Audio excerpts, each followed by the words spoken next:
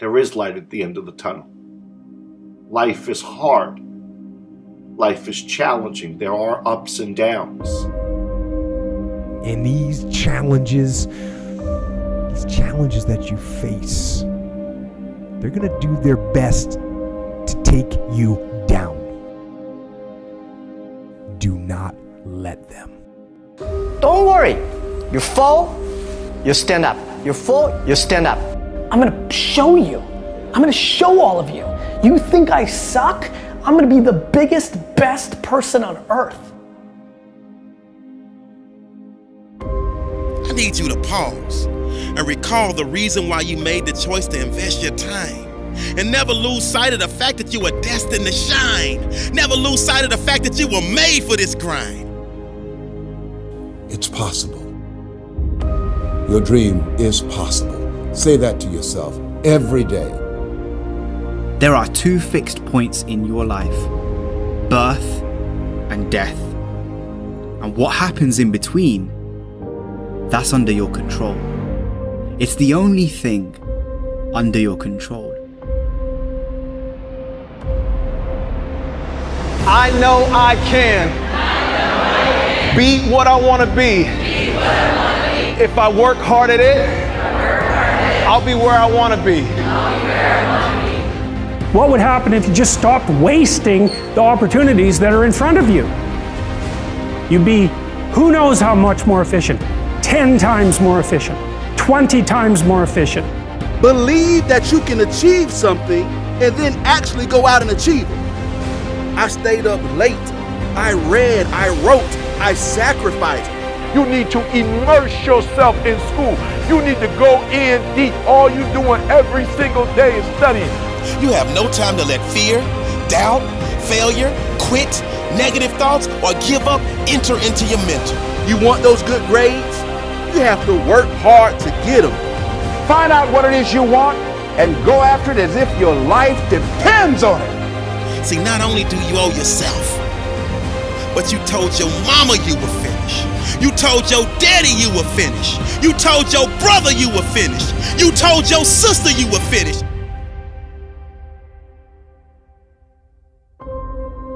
Stop waiting for tomorrow. Stop waiting for the perfect moment.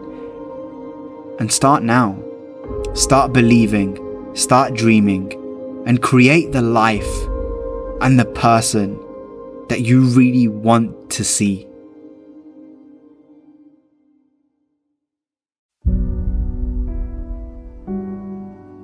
Why is it so important to get up early? Some of y'all don't want it. That's why you ain't got it. I don't sleep when I'm tired. I sleep when I'm done. The average millionaire wakes up at 4 a.m. So it started off 4 o'clock in the morning where I'd start with my cardio, then I'd have breakfast, and then I would go to the gym, and then I'd go to work. Some of y'all have no idea what 4 a.m. looks like. Why would you not wake up at 4:30? Because you're too busy sleeping in. I'm pretty sure I wake up earlier than all of you. We don't sleep when we're tired. We sleep when we are too busy hitting the snooze button multiple times. Excuses sound best to the person that's making them up. And if we can really be honest, some of y'all don't even go to bed until about 4 a.m. If you can get up before the rest of the world is awake, right? Before the enemy's awake, you can get so much done. You're so much more productive. Stop feeling sorry for yourself. Wake your ass up. And then they ask me, well, why are you up so early? Take responsibility to make your life happen. Awaken the beast inside. Wake up at 4 a.m. So I begin to tell myself, there must be a reason. When you have something to do, when you have someone to love, when you have something to look forward to, when you get up in the morning. See, people who have something to look forward to don't need an alarm clock because they have a reason for being. If you want to have one of the best lives in the world, which is you live on your terms, you have to pay your dues to get there. You've decided that you're not going to allow your circumstances to define you. You've decided that you're not going to allow the events, the things, the people, life, determine who you become. You got a problem with your life, you got a problem with your environment, do something about it. If you want more freedom in your life, you have to have more discipline. If you do what is easy, your life will be hard. But if you do what is hard, your life will be easy. You decided that you're not going to go through life being a whiner, being a complainer, that you're going to take responsibility for what it is that you want to create. The greatest ability that God has given humankind above the animals is the ability to choose. My advice to the young people, 25 years old, make enough mistakes. Don't worry. You fall, you stand up. You fall, you stand up. Enjoy it. I mean, 25 years old, enjoy the show, enjoy the show. From 30 to 40 years old, you have to think very clearly. You're working for yourself if you really want to be an entrepreneur. So 40 to 50, think about how can focus on things that you are good at. But when you are 50 to 60 years old, work for the young people, because young people can do better than you. So rely on them, invest on them, making sure they're good. So 25 years old, don't worry. Any mistake is an income, is a wonderful revenue for you.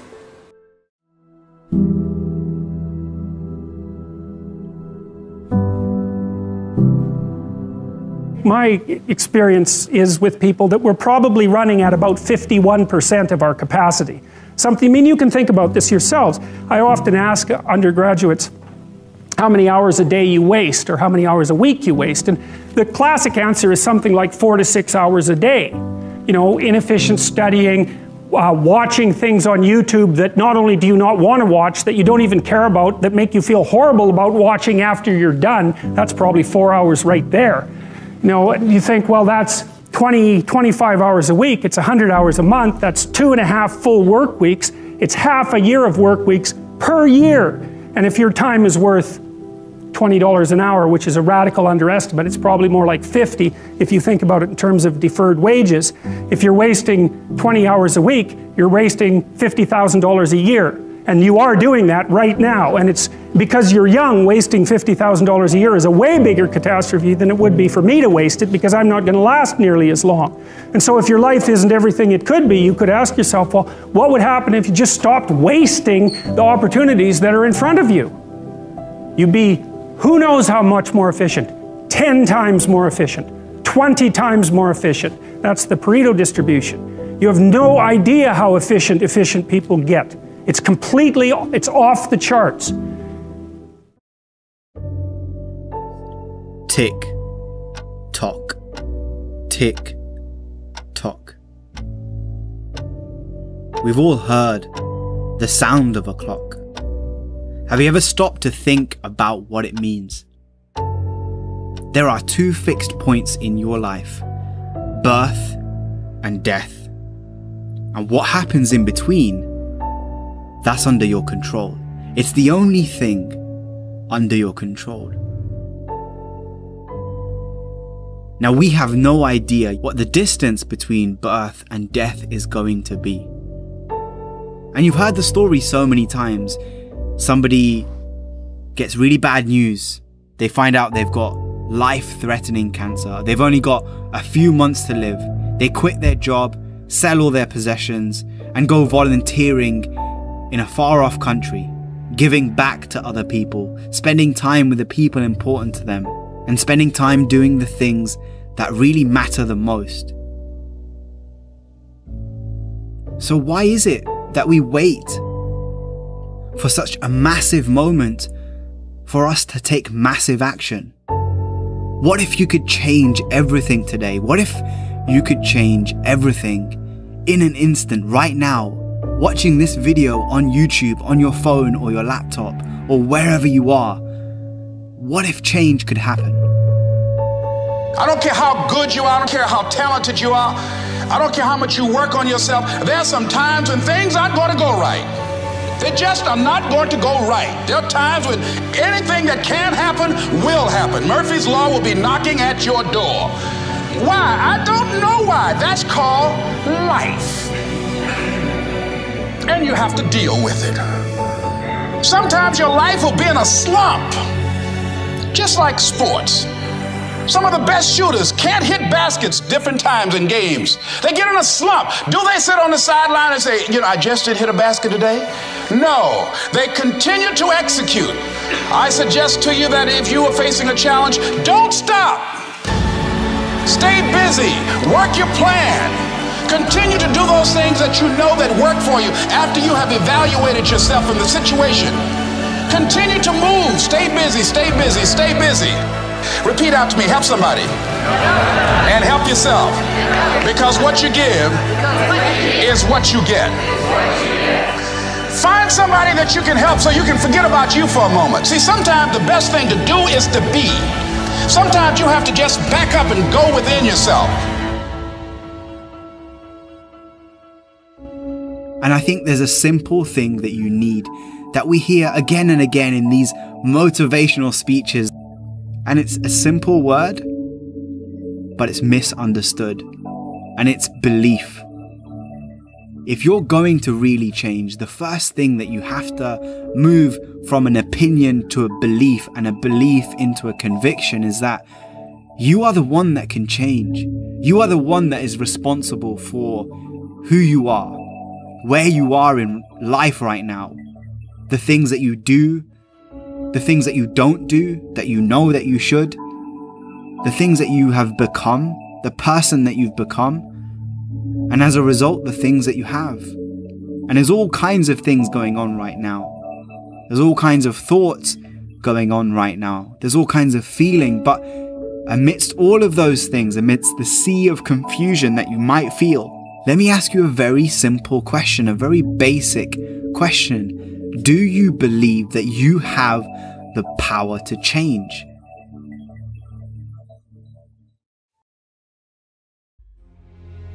The reason people change is because of pain. The reason we grow is because we get uncomfortable and we embrace being uncomfortable. But being honest with the pain that we feel is usually the prime mover for people to do the work that is necessary to push to the edge. Embrace the pain that you're going to feel when you're trying to do something great. You have to understand, you have to know that with greatness comes pain. Stop listening to the opinions of others around us that are saying, oh, you're never going to make it. It's impossible. You can't do it. You will never make it. Acknowledging our suffering, being in touch with the pain, that's enough to say, I can't do this. I don't want to do this anymore. Like, this is not the person I want to become. Like, I used to sit there and look at my class and my teachers and I'm like, I'm going to show you. I'm going to show all of you. You think I suck? I'm going to be the biggest, best person on earth. You need to immerse yourself in school. You need to go in deep. All you're doing every single day is studying. You're going to get distracted from your goals.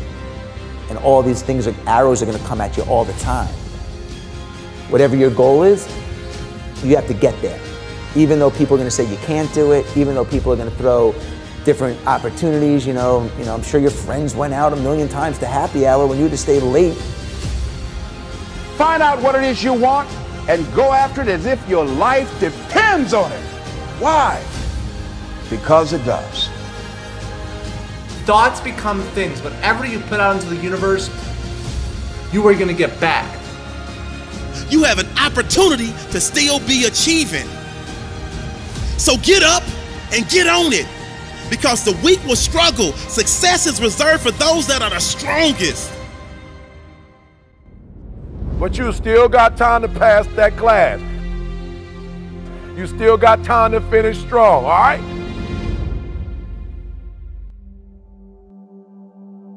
Repeat after me. Education, equals opportunity. One more time. Education, equals opportunity. School is like a privilege. Learning is a privilege. Getting your education is a privilege. Not a lot of people have that, surprisingly. I know the people in your city and in your school all have that, and it may seem normal to you at times, but it's not. You know, people wish to have education. People wish they can go to school and learn and grow as an individual. You know, it's not about just one math test that you have tomorrow. It's not about one grade. It's that if you do good on this one test, you're gonna do good on another test, and then another test, and you're gonna get an A, and that's gonna raise your GPA, and your GPA is what's gonna decide what college you're gonna get into, and then what your job will be. Like, it all adds up. You know, always try your best. Don't look at it as just a test. Don't look at it as just a class, a grade. Because anything that you want in life, you know, you're gonna have to work for. Nothing is gonna be given to you. See, most people only ever focus on problems. All right, it's the world we live in today. We live in a world of media-fueled problems, right? You can't turn on the news without seeing problems, disasters, all the bad in this world. Now, most people focus on their problems and make them bigger than what they actually are. All right, this is where people are going wrong. If something bad happens and you make that problem even bigger and tell yourselves things like, this is always happening to me, this is never gonna get better, this is a big problem. Train your mind. Train your mind not to focus on the problem and make it bigger, but focus on the solution to solve it. Stay positive, stay focused, and most importantly, stay strong. You know, I used to actually do my homework on a Friday, so I would enjoy the weekend. Mostly people do it on Sundays when they have to do it, but I like to just get it over with. It's so much better knowing you're done and you can have free time and you can do whatever you want than have that on your mind while having the free time. You know what I mean? It's just so much better to get it done. You'll feel so good. Start off good. Do your homework. Do the best you can do on every single test. I know I can.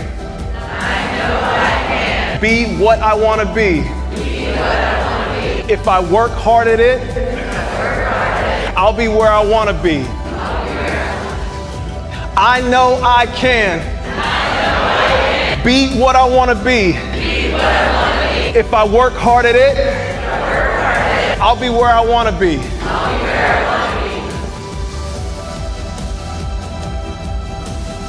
Hard work pays off. You know, the classes I used to slack on and I didn't do that great in, it showed. In the classes I worked really hard on and I tried my best, it showed. You know, it made me realize that hard work really does pay off in the end.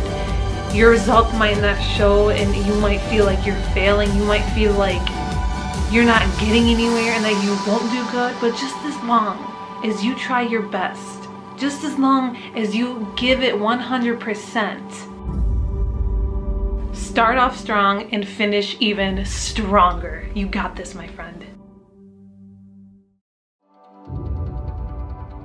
What's the problem?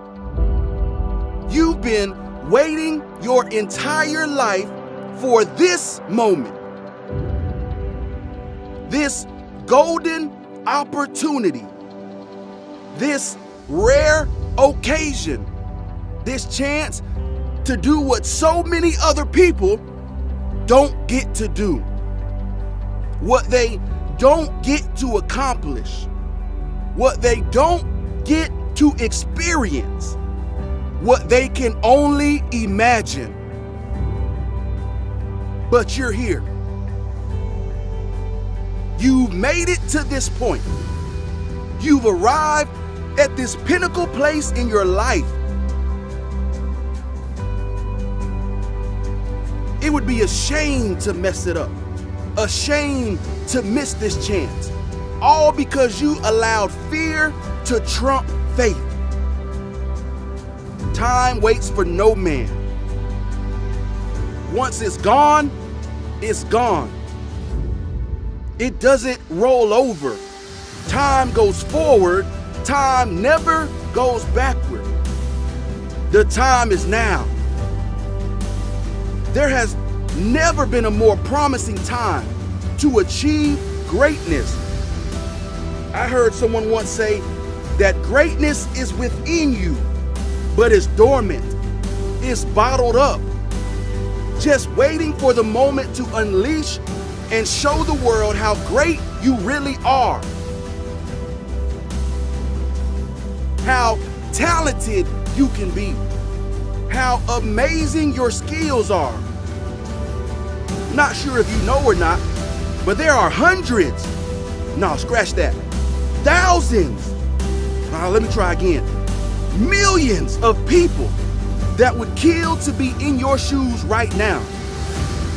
They would give up food, sleep, TV, cell phones, and any other luxury of the world just to be given the opportunity you have right now. But instead of taking advantage of it, instead of capitalizing on it, you're too busy eating. You're too busy sleeping. You're too busy being distracted by what's on television. You're too occupied with what's trending on social media.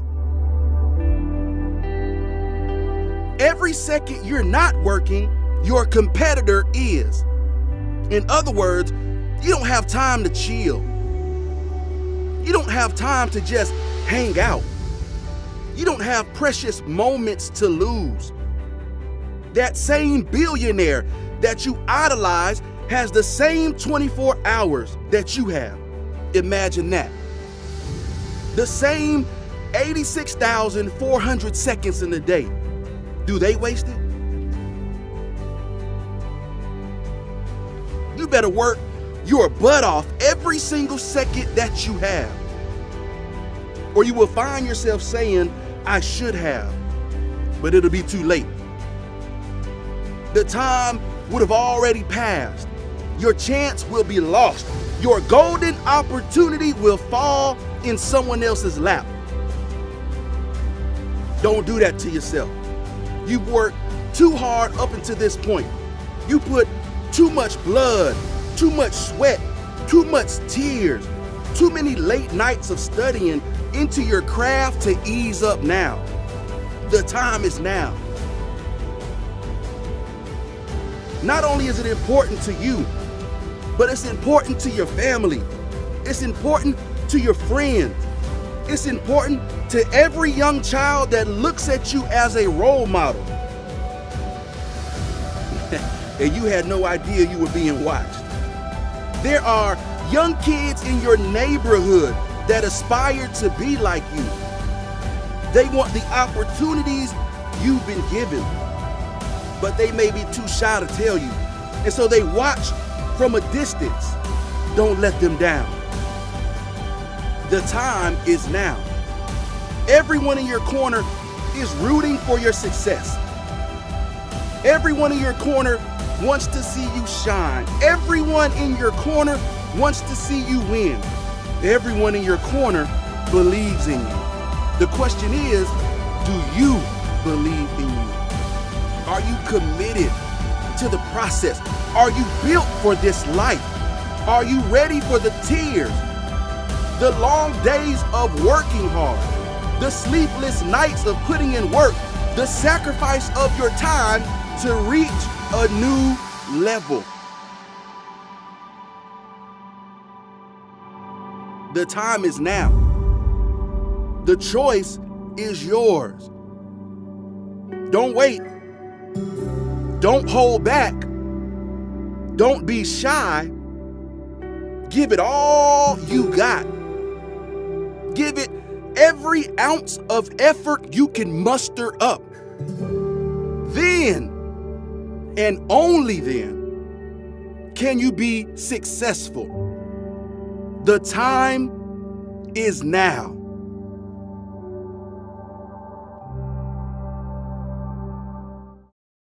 When you feel like your professor or your teacher has lost their mind. When you feel like your energy is all gone and it's impossible to finish every assignment on time. When you feel like you're mentally broken and your motivation to achieve is hard to find. When you feel like the clouds in your life are so dark it would be impossible to ever see the sun shine again. When you feel. Those are three of the most powerful words that could ever be put together. When you feel. Because the feel means you're still with us. Because the feel means you're still breathing. Because the feel means you still have an opportunity to be achieving. Because the feel means that you still have the power to stop the pain, stop the bleeding, stop the hurting, stop the grieving. I said, when you feel. Because the feel means you're still with us. Because the feel means you're still breathing. Because the feel means you still have an opportunity to be achieving. Because the feel means that you still have the power to stop the pain, still have the power to stop the bleeding, still have the power to stop the hurting, still have the power to stop the grieving. So whenever you feel like your professor or teacher has lost their mind because they're overwhelming you with a workload that seemingly will take up all of your time, I need you to pause and recall the reason why you made the choice to invest your time. And never lose sight of the fact that you were destined to shine. Never lose sight of the fact that you were made for this grind. Never lose sight of the fact that no hole is too deep for you to climb up out of. And above all else, your why will never ever allow you to withdraw. Your why will never ever allow you to pull the plug. Your why will never ever allow you to throw in the towel. See, it's your why that will push you to dig deeper and to go that extra mile. See, not only do you owe yourself, but you told your mama you were finished.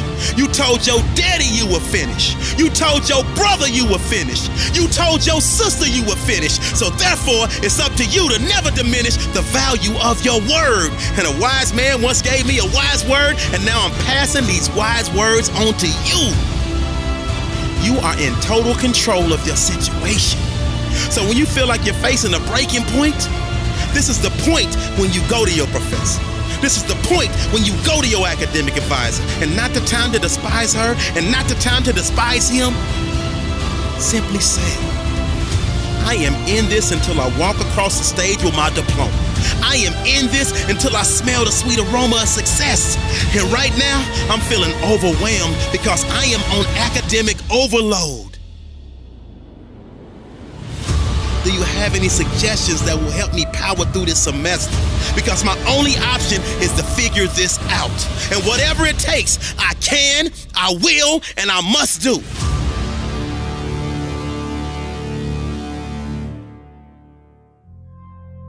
See, I understand that drastic times call for drastic measures.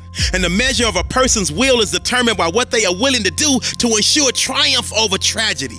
The measure of a person's will is determined by what they are willing to do to ensure success over failure. The measure of a person's will is determined by what they are willing to do to ensure winning over losing. And see, right now, I'm choosing to fight for my academic future, and that's why I came to your office.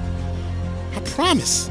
When they see that your passion is pushing you with a purpose, they will give you every ounce of their being to assure you are successful because they know you're worth it. I just need you to never forget that you're worth it. Success is your baby. You just gotta birth it and then kick back and enjoy the fruits of your labor. But in the meantime, I need you to pull up your sleeves. I need you to tighten up your boxing gloves because you're right in the middle of a heavyweight boxing match. And life is trying to take your title, and your survival in this academic arena is at stake. It's moments like these where we separate the real from the fake. But when it's like you shake off any and every punch that life throws and fight back with a series of vicious headshots and body blows to overcome and achieve the victory. But believe you me, life will keep testing you. Believe you me, life will keep trying you. Believe you me, life will keep pushing you. Believe you me, life will keep trying to break you. I don't think y'all heard me. I said, believe you me, life will keep testing you. Believe you me, life will keep trying you. Believe you me, life will keep pushing you. Believe you me, life will keep trying to break you. Lock in with me. And always remember, you are unbreakable. They want to see you fail. But you are a diamond, and you succeed because you get back up after you fail. And you will get back up again and again until your arms are raised with the wind. So I need you to speak positivity into existence and ignore your inner voice of resistance, because it's your resilience and persistence that will allow you to master your time management skills, that will allow you to break all of these huge assignments down into small pieces, that will allow you to group study with a winner circle, that will allow you to jump over any, and I mean any, academic hurdles. Always remember, when you feel, that means you are still breathing, and thus you have an opportunity to keep achieving. This is a great day to win.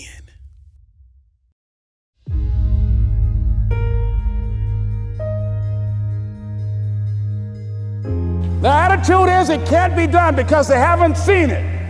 They're judging according to appearances. The people that are going to make it in the future, the people that are making it today, let me share something with you. History is being read, but it's also being written by people with imagination. It's necessary you take responsibility for it, that you make it happen, that you don't give up, that you don't take any objection or disappointment or defeats personally, that you keep on keeping on, that you don't decide that I can't make it because you can't see the light at the end of the tunnel, that you realize that's a part of the program. You must have faith. You've got to believe in yourself. You've got to believe in your abilities. You got to believe in your service, your company, your ideas, unquestionably. You got to have faith, and that faith gives you patience. That it's not going to happen as quickly as you want it to happen. When you got an idea, you want to move on. You might not have the money, you might not have the education, you might not have the support or the resources you need. What is that something that can keep us going, that will enable us to act on our dream? What's one of those keys that will begin to help us to discover the secrets to our dream? Here's what I want you to repeat after me, please, with power and conviction. Say, it's possible. It's possible. It's possible. Yes, your dream is possible. Say that to yourself every day. Feed your mind with words that you write and words that you hear and words that you speak to yourself. Feed your faith, and your doubts will starve to death. Say to yourself, it's possible. It's possible. It's possible. Even when you have no evidence to point to, say to yourself, it's possible. There's nothing as powerful as a made-up mind. What keeps you on top is the ability to think and prepare mentally over and over and over again. The body has limitations, the mind does not. We focus so much on what goes on from the neck down that we forget it all starts from here. You got to write, even if no one published your book, write, because that was given to you to do. You do what it is you're supposed to. You're supposed to build something. You're supposed to create something. I don't know how to do it. Learn. Do whatever is required. Just go out there. It's possible you can get what you want. It's necessary. If you want it, you got to go into action. You got to be willing to experiment. You got to be willing to fail and to succeed. You got to be willing to form and to develop new relationships. It's you, it's on you. You got to make that happen. Nobody's going to bring it to you on a silver platter and say, here's your dream manifested. No, it's hard. Yes, it's hard. It's difficult. Yes, right. And it's worth it. I hear stuff all the time. People say, oh, look in the mirror and you'll see why you're not succeeding. I don't believe that, okay? It's what you don't see in the mirror. That's what's holding you back.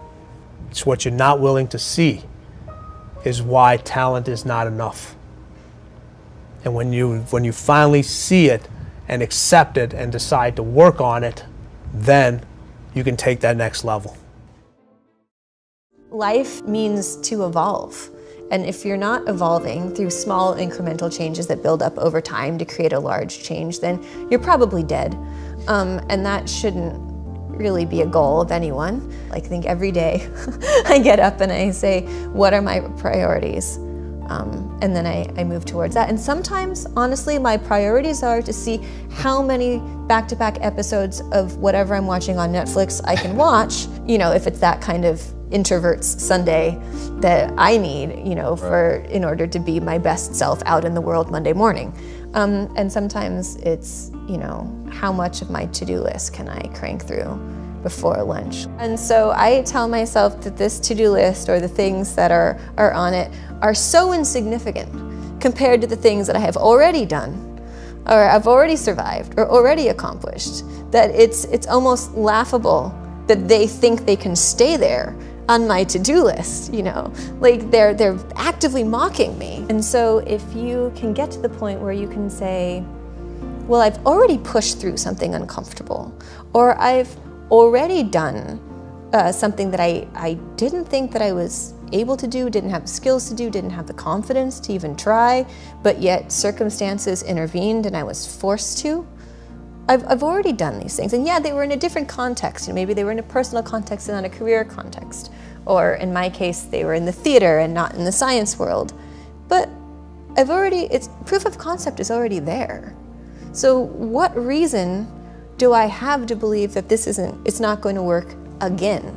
So not thinking about it as this entirely novel new thing, because you do get the fear response to new things, because that's our brain trying to protect us from, you know, things that might be dangerous that we don't know anything about, and realizing that in fact this is a familiar task that's cloaked in a new environment.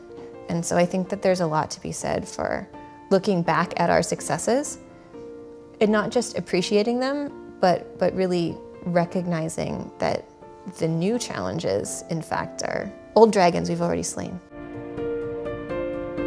A lot of the early accomplishments that I have made were because I didn't realize that there was an option.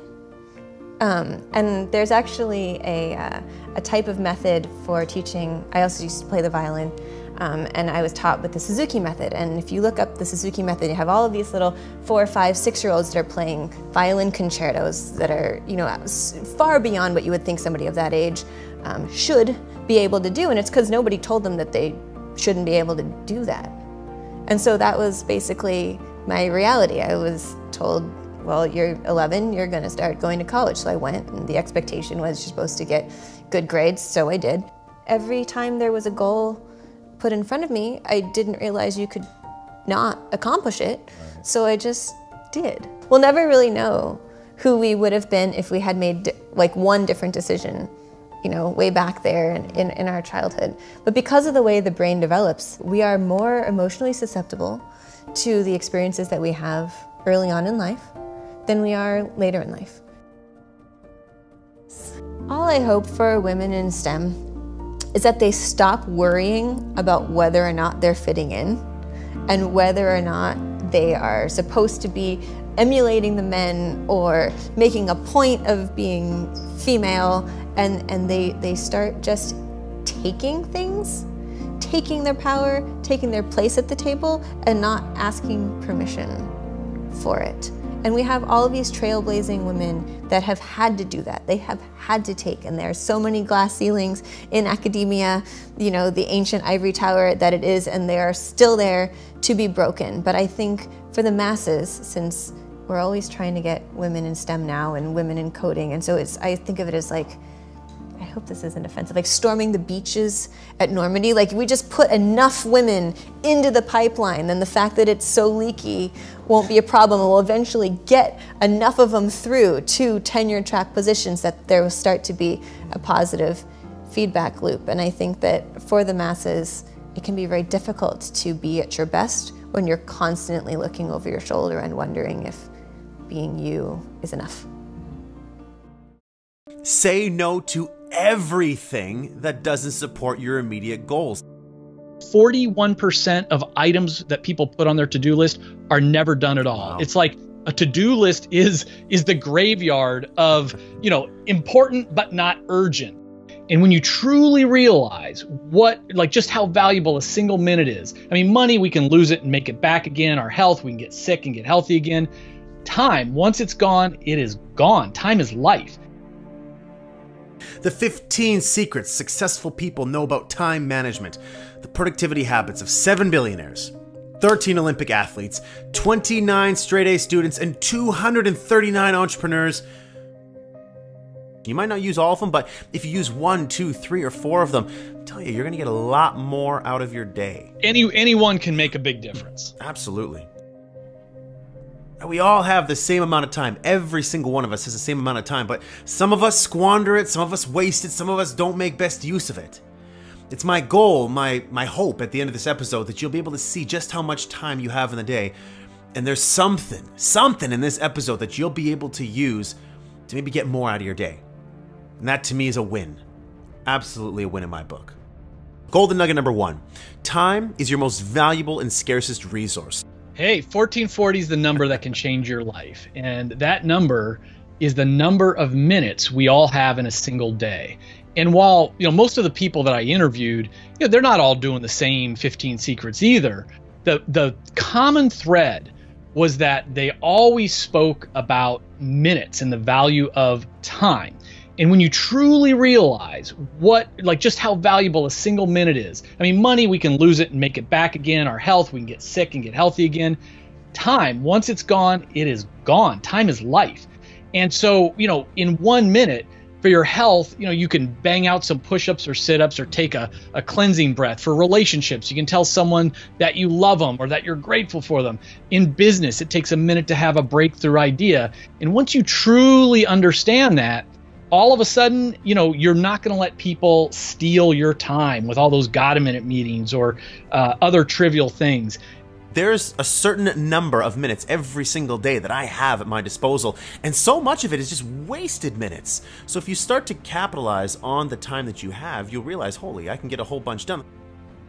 So golden nugget number 2, identify your most important task and do it first. The most important task, the MIT, your MIT is, what is that project that is going to double the size of your business? What is that project that's going to get you the promotion or max out your bonus at work? And then break it down. It's like, what domino can I tip over today that's going to lean on the next one and the next one? And then we have to get in that discipline of scheduling time to work on our MIT first thing in the morning. Behavioral psychologist Dan Ariely talks about we are at our best for about a 2-hour window of time in the morning. We're at our cognitive best. But what do most of us do? We stroll in with, to work, we open up email, we start working on everybody else's MITs by answering their emails and all that stuff. Before we respond to text, before we listen to voicemails, before we do email, we should work on our MIT. Golden nugget number 3, work from your calendar, not a to-do list. Stop using a to-do list. I was asking all of these people, self-made billionaires, self-made millionaires, what is your number 1 secret to productivity? They could have said anything. And none of them mentioned a to-do list. I was about halfway through the interviews, and finally I started doing the follow-up. I'm like, well, what about your to-do list? Give me some advice. They laughed at me. They're like, to-do list? We work from a calendar. And as I did the research, it turns out 41% of items that people put on their to-do list are never done at all. Wow. It's like, a to-do list is the graveyard of, important but not urgent. If you really want to get something done, pick a day, a time, and a duration, and then live from your calendar. Golden nugget number 4, to overcome procrastination, beat your future self. So we need to think about, all right, how's that future evil version of ourselves going to jeopardize our best intentions? And let's say we want to start jogging this week. We want to work out.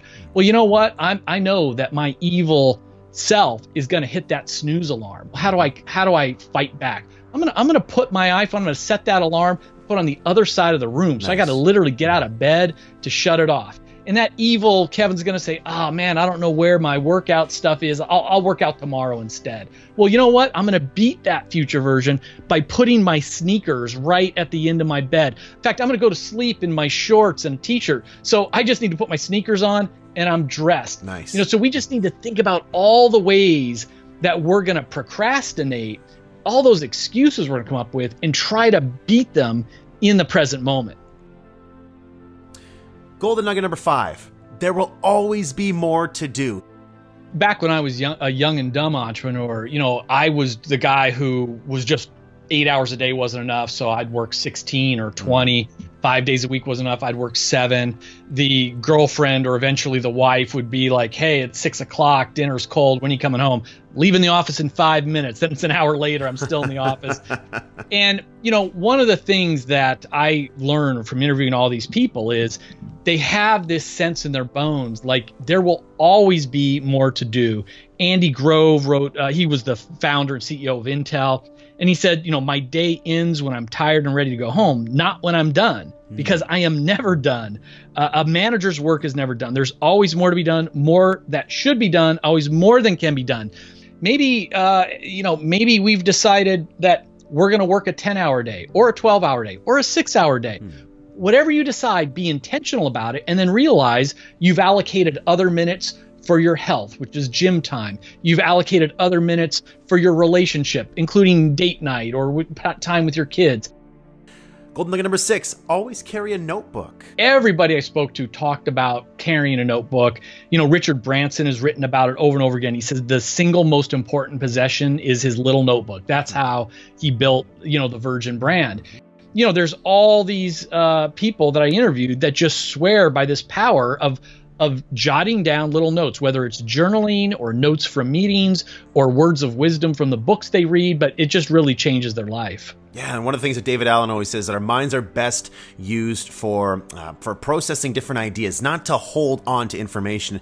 You'd be surprised when you start carrying around a notebook with you just how much information comes into your mind that you want to capture. Now, when you start capturing that information, you realize, holy crap, I've been holding on to so many good pieces of information and it's just been gone. Like I just lose it or I hold on to it and it just ruins the ability to allow your mind to free itself up to process new information, which is the best state for your mind to be in. Golden nugget number 7, control your inbox. To be honest, many of us use our email inbox and text messages and other social media apps as a form of procrastination, as a form of a little reward. It releases dopamine. It's kind of like pulling that handle on a slot machine. Is it going to be something good?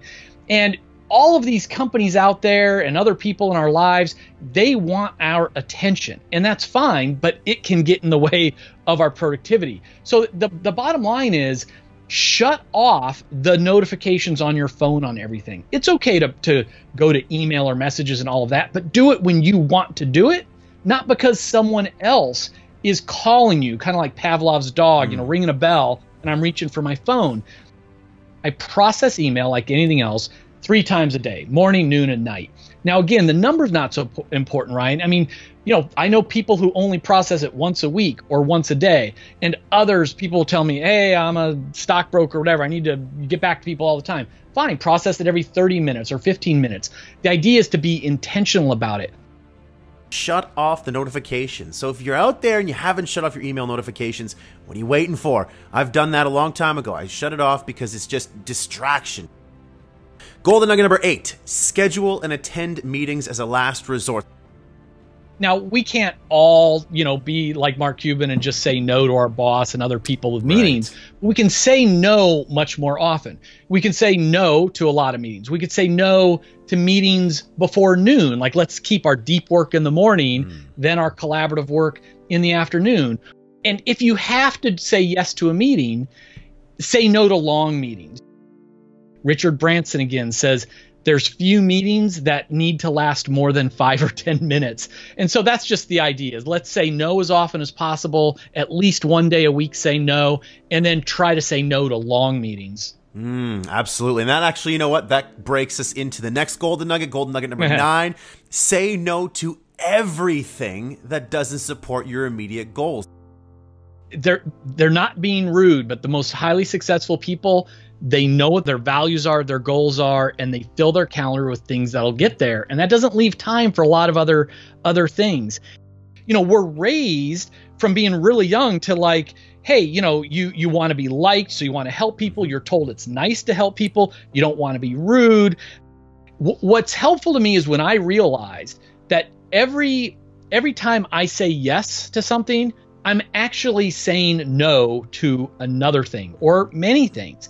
I got myself into so much trouble, man, because I like to be liked, and so I would say yes to people all the time, even though I knew by saying yes, it would screw up my schedule. I'd have to push other things back. In the back of my head, I was like, you're not going to do this anymore. You're not going to go to the gym. Your whole schedule's thrown off course.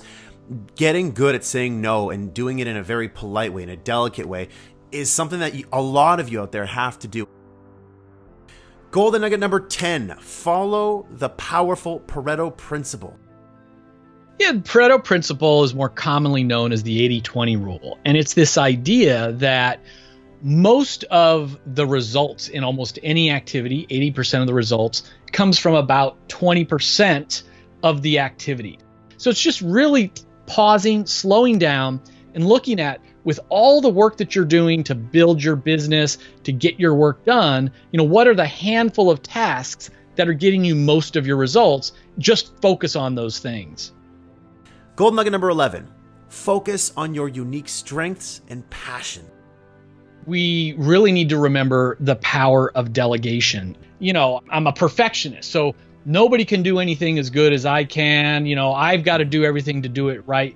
And the reality, Ryan, is that might be true, but we have to realize, again, think about that 80-20 rule. This feeds into this, that yes, if I delegate it to someone on my team, maybe it's not going to be perfect, but if it's 80% to perfect, I need to be okay with that and let it go, because now that just freed up all of my time. Golden nugget number 12. Batch your work with recurring themes. So this one, you read in the book, innovative entrepreneurs, they really assign different themes to their office days so that employees can really concentrate on one specific type of work.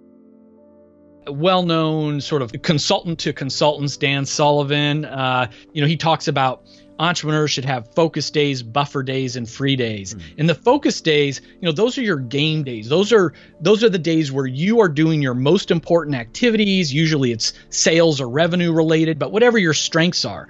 A buffer day, that's the day to catch up on phone calls and emails and sign paperwork and, all the other administrative stuff we have to do. And then free days are the days where you do not work. And what you're doing is you're resting and recharging, which all the Olympic athletes really talk to me about that. Golden nugget number 13. If you can do a task in less than 5 minutes, do it immediately. So this really comes down to the touch it once principle. I go to an extreme on this one. I walk to get the mail out of the mailbox every day. Well, most people, you come inside and there's the two piles. There's the junk pile and then the bills, and then later we go through the junk again, and then we go through the bills again.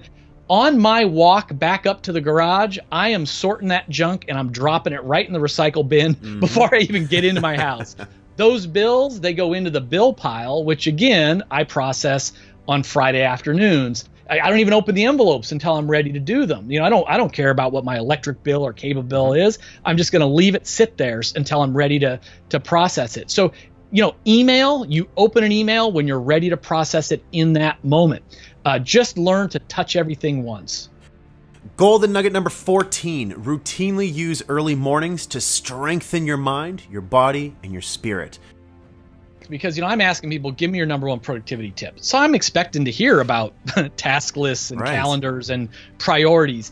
So many people said, my number one productivity tip is what I do in the first hour of my day. And they're not talking about getting work done. They're talking about their mind and body. Most of the people that I interviewed, these high performers, they weren't waking up feeling stressed, rushing to the office and diving into emails. That first hour, that first 30 minutes, they were investing in themselves for the long game.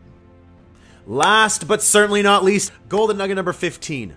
Productivity is about energy and focus, not time. We all have the same 1,440 minutes a day. We can't get more of that. It's not about managing the time. So the idea is, first of all, take care of our bodies. Light cardio, lots of water, get good deep sleep. In addition to that, the most productive people, they actually take more breaks. So we're designed to kind of like sprint and rest, sprint and rest. And so again, to each their own. You know, a lot of people like this Pomodoro technique. You know, you just sprint for 25 minutes, then pop up and walk around, get some air, get some water. The idea is to spend more time on single tasking, all out focused attention, you know, these working jam sessions, then a little break, and then get back to it. What if I told you that you could do twice the amount of studying you're doing right now in half of the time? So instead of spending 20 hours a week or 10 hours a week, you could do it in 5 or 10 and do twice the amount that you're doing.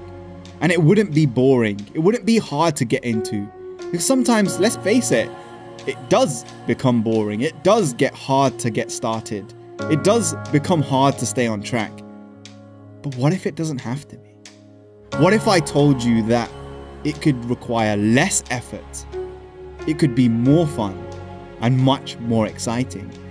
In this video, I'm going to explain for you 11 ways that you can do exactly that. How you can learn to study smart. And this is something that if you follow this process, if you stick with it, it's going to win you the respect and admiration of everyone around you. The teachers that are helping you to get the grades that you want. The students in the classroom that you sit next to. But also, most of all, the person that looks back at you in the mirror every single day.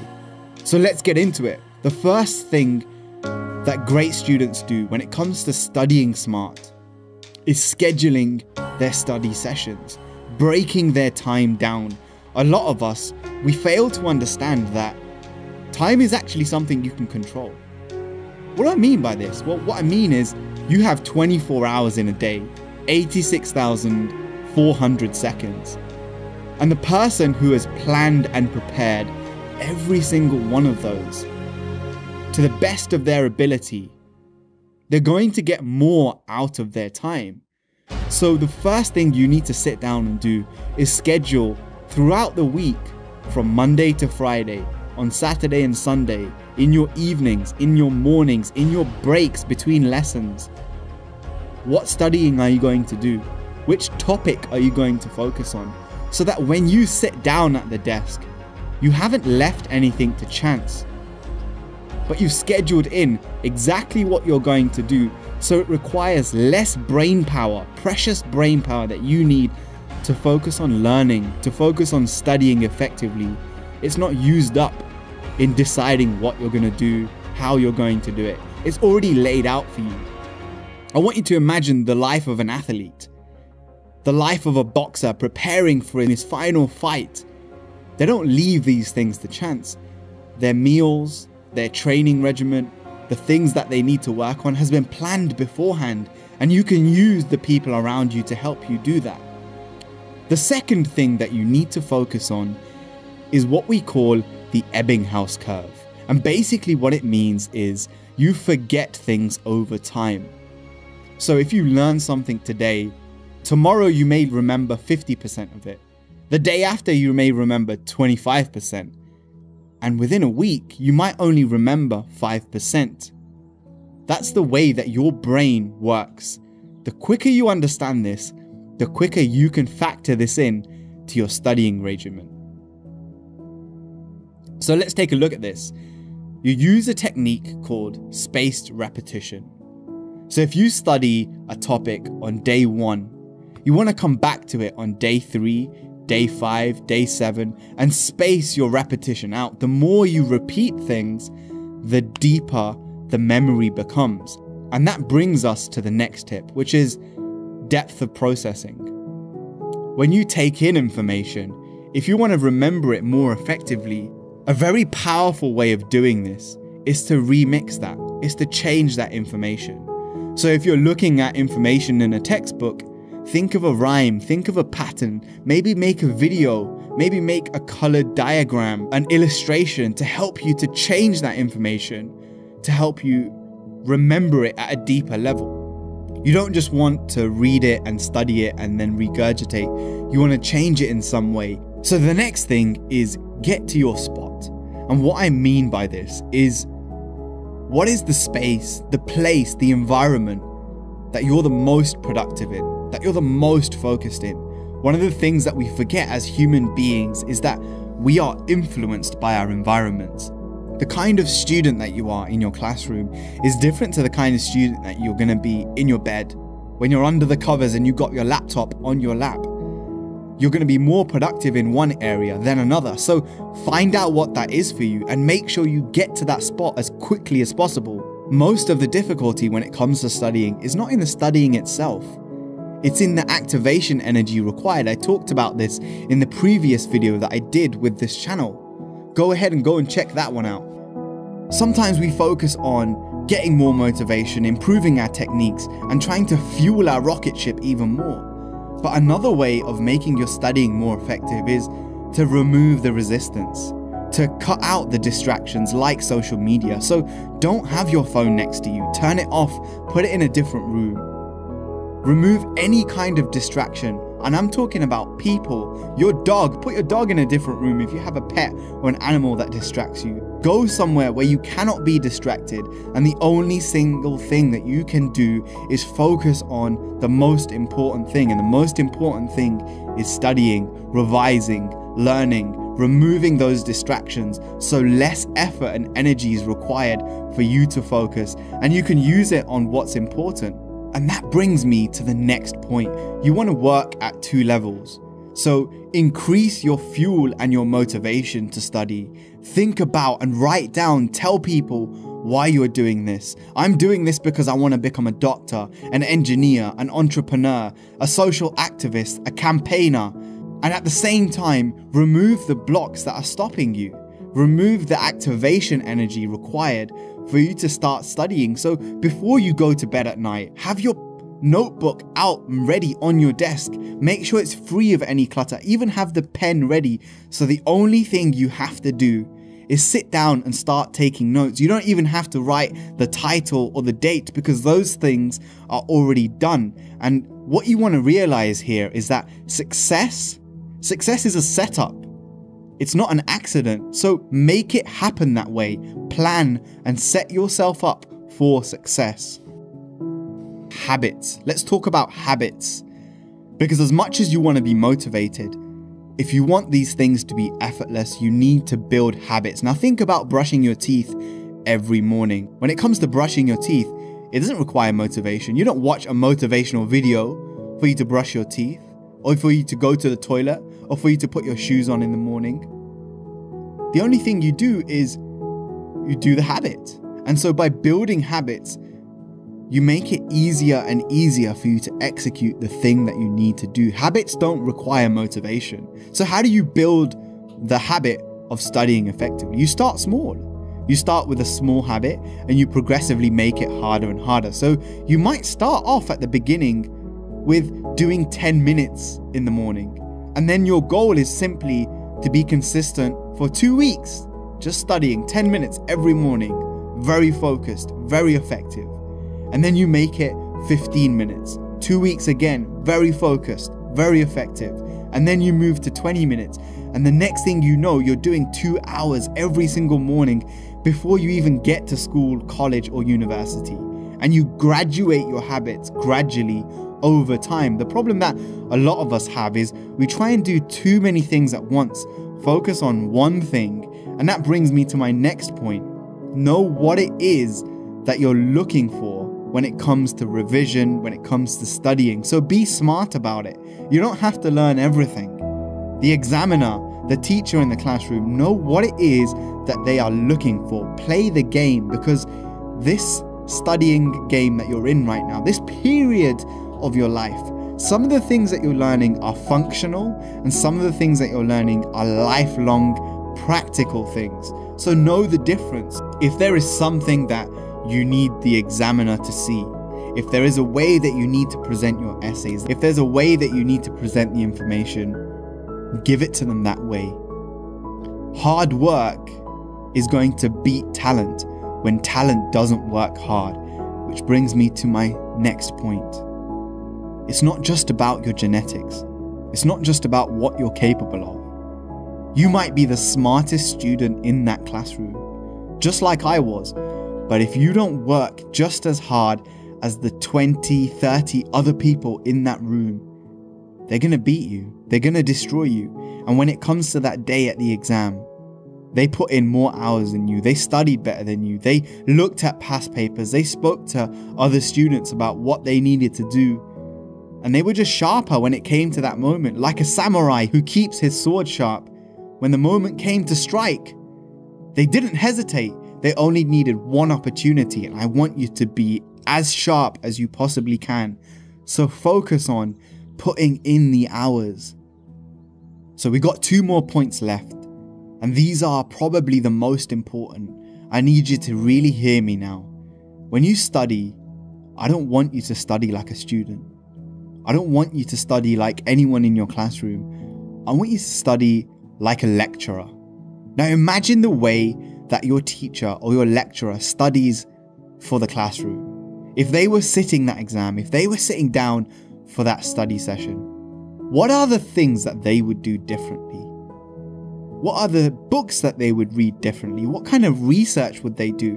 And really get yourself into their shoes, into their mindset, because that's what's going to take you 10x forward. It's going to take you 10 steps further than you are at the moment. If you think like a beginner, you're going to prepare like a beginner. But if you learn to think like a master, like the lecturer, like the person who's teaching everybody else, what level of preparation would that require? And then act in accordance with that. And the final, most powerful, practical technique when it comes to studying smart is what's known as the low-key method or the loci method. And to keep it simple, it means this. If you're trying to learn a new language, let's say you're learning Spanish, use your room, use your house that you live in to hold different memories in different places. So I used to use this when I was studying for French. I'd keep all of the things related to sports in one room. I'd keep all the things related to common conversations in my kitchen. And I would put labels on things. The spoon in my kitchen drawer, I knew exactly if I was looking for that information, it's the spoon in the drawer, and if I look at the label in my mind, I can see the word associated with it. So use this so when you're walking around your house has now become a study session, and you're walking inside that matrix. You've hacked the system. So even when you're sitting down to have dinner and you look up, you can see the revision notes for that module that you found difficult. And every single day, you're coming back to what I talked about at the beginning of this video, that spaced repetition. You're repeating what you need to remember again and again, and you've got that depth of processing. The reason this is powerful is because you've created an immersive studying experience, and that's what the greats do. There is no line between studying and not studying. There is no off switch. There's just different levels of immersion. So imagine if you were living in your textbook and you made your physical environment a representation of all the things that you need to learn. You're walking around in this palace of information. And I want to leave you with the most powerful quote of all when it comes to education. There is no end to education. There is no end to the things you learn. It's not that you read a book, you pass the exam, and that's it, you're finished. The whole of your life, from the moment you're born to the moment that you die, is a process of learning. So if you can apply the things here, you schedule your learning, you schedule what you're going to learn when, you space your repetition out, you remix things so you can remember, you get to the spot, you cut out the distractions, you increase your motivation and you remove the blocks. You start with small habits and progressively make them harder and harder and harder. You know what it is that the person you're studying for is looking for, so you learn those things. You're practical about it. You know that hard work beats talent when talent doesn't work. You study like you're a lecturer and not a student, and you use that loci method to turn the environment that you're in into a wealthy palace of education. There is no reason why you can't achieve more, do more, and like I said at the beginning of the video, you make your studying more effective, so you can do twice as much in half the time. And now it's become effortless, exciting, and fun. And those are the 11 ways that you do it. Accept only the best and nothing less. I'll see you in the comments below, and make sure you check out my other video on motivation to study. Peace.